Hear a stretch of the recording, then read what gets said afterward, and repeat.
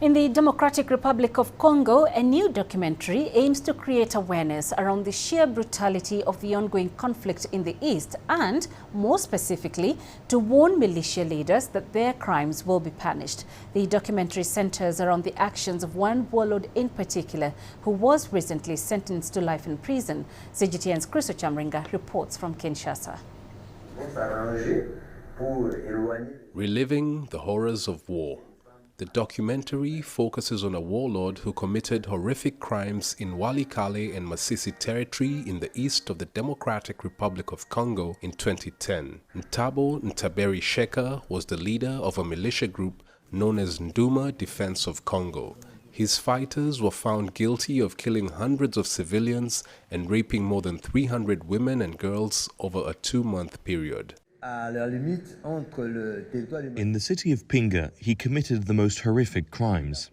If someone was considered an enemy, they were decapitated and their head was put on a spike and paraded on the streets. The film has been made by Congolese military justice officials and the UN peacekeeping mission. It documents the brutality of Sheka and his followers. In 2020, he was sentenced to life in prison for committing war crimes including sexual slavery and the recruitment of children.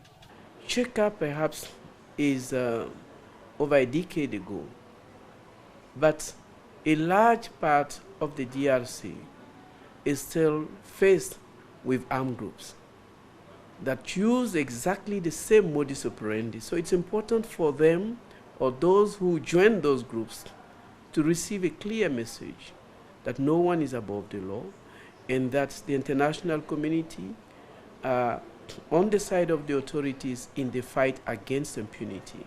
The east of the DRC has been plagued by armed conflict for close to 3 decades. Militia groups fight over land, political power, and the control of mineral resources. They often use rape as a weapon of war. According to the UN, the DRC had the world's highest number of conflict-related sexual violence cases in 2022. Getting the victims to testify has been a challenge for prosecutors because many fear being stigmatized by society. The atrocities in eastern DRC continue as the country prepares to hold elections in less than 2 weeks.